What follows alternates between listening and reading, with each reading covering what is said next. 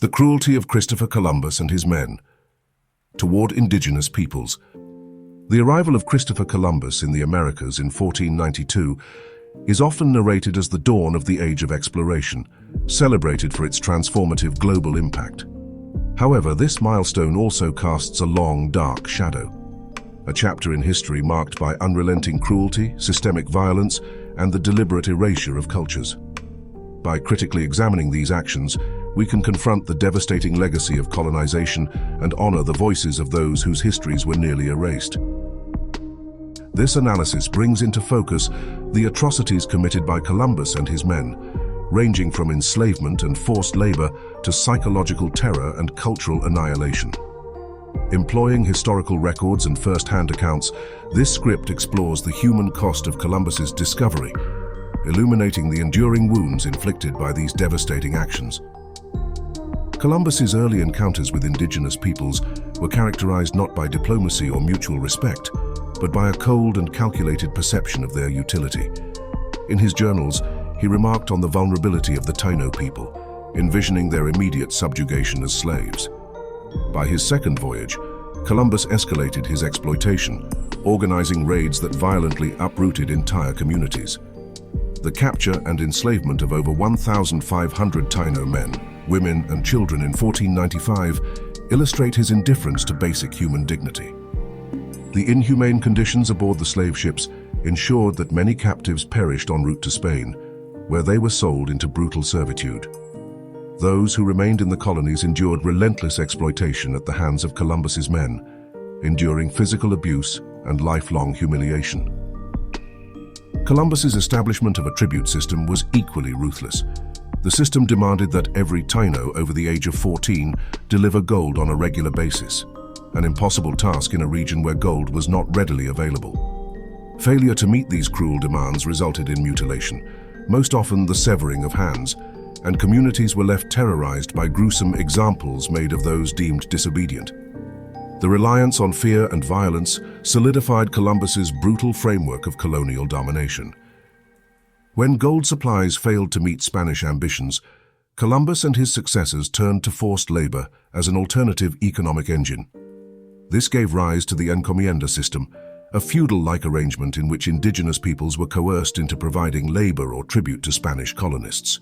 While its proponents justified the system as a means of civilizing indigenous communities, in practice, it institutionalized slavery and amplified the suffering of countless individuals. Men were subjected to dangerous mining operations, while women endured backbreaking agricultural labor and domestic servitude. Denied adequate food or rest, many succumbed to exhaustion, malnutrition, or the foreign diseases introduced by the Europeans. The encomienda system became a cornerstone of Spanish colonization, but its human cost was catastrophic, a death toll so vast that it permanently altered the demographic makeup of the Americas. Attempts by indigenous communities to resist Spanish domination were met with an iron fist.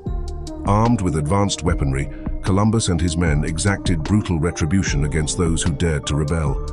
Villages were burned, crops destroyed, and hundreds of innocent men, women, and children killed. Public spectacles of cruelty were central to Columbus's strategy for maintaining control. According to Bartolomé de las Casas, indigenous people who resisted Spanish demands faced public executions, including hangings in groups of 13, a grotesque and calculated mockery of Christian iconography. Other forms of torture included dismemberment and impalement, often carried out purely for sport.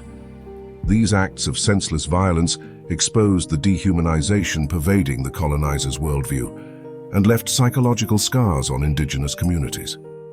The barbarity extended even to children, who were at times torn from their families and slaughtered, further magnifying the unimaginable grief inflicted on entire peoples.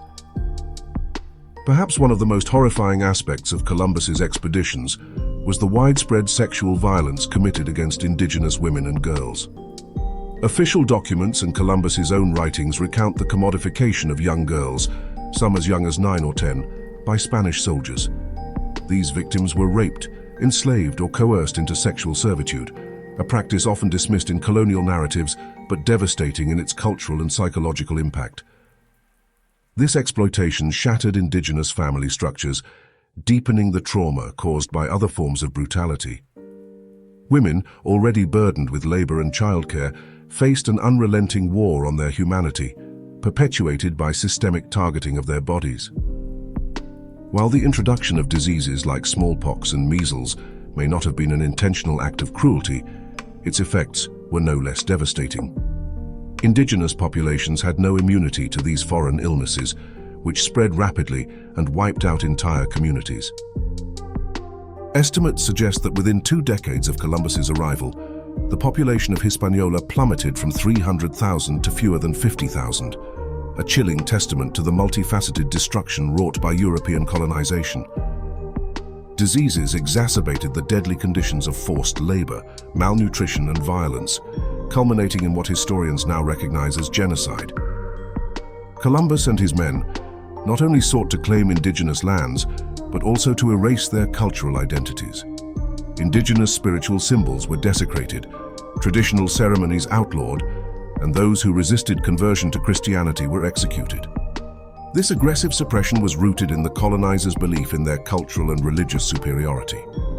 Entire languages and knowledge systems were lost as indigenous populations declined. Survivors were assimilated into Spanish colonial society, where their linguistic and cultural heritage was replaced with Spanish norms. This deliberate erasure represented not only a loss of life, but a profound loss of humanity's shared cultural diversity. Beyond the physical atrocities, psychological terror played a key role in Columbus's efforts to dominate. Public executions, visible mutilations, and scorched earth tactics served as continual reminders of Spanish power, breaking any collective spirit of resistance among indigenous groups. This climate of fear ensured compliance, but irreparably fractured the social cohesion of those communities. Indigenous leaders were specifically targeted for public humiliation, torture, or execution, a calculated strategy to weaken the organizational structures that could foster rebellion. Deprived of their leadership and subjected to relentless fear, indigenous communities fell further into despair. Among those who chronicled the atrocities was Bartolomé de las Casas, a Spanish priest who initially supported colonization, but later became a fierce advocate for indigenous rights. His writings bear witness to the horrors of mass killings, enslavement, and mutilation. Las Casas's work is not only a crucial historical record, but also an ethical indictment of the worldview that drove Columbus and his successors. Columbus's journals reveal the troubling mindset behind his actions. While occasionally expressing admiration for indigenous peoples, he consistently reduced them to commodities, resources to be exploited for personal and imperial gain. His words laid bare the justification for the violence and exploitation that became hallmarks of his expeditions. The legacy of Columbus's expeditions is inseparable from the near-genocide of the Taino people and the obliteration of their culture. The brutality he pioneered set a precedent for the colonization of the Americas, a centuries-long process marked by violence and exploitation. As societies reckon with the darker chapters of history, Columbus's status as a celebrated figure has come under increasing scrutiny. While some continue to honor him as a symbol of exploration, the growing advocacy for Indigenous Peoples Day reflects a shift in focus toward acknowledging and addressing historical injustices. Christopher Columbus's voyages marked the beginning of a tragic era of colonization, defined by the enslavement, oppression, and cultural annihilation of indigenous peoples. The actions of Columbus and his men inflicted unimaginable suffering and reshaped the Americas in ways that continue to impact societies today. By confronting these uncomfortable truths, we honor the resilience of indigenous communities and contribute to a more just understanding of our shared past. Thank you so much for watching. I appreciate you taking the time to explore this story with me. If you found this video interesting or thought-provoking, don't forget to give it a thumbs up and share it with others who might enjoy it too. And if you're new here, hit that subscribe button and turn on notifications so you won't miss out on any future videos where we dive into intriguing mysteries, untold histories, and the wonders of the unknown.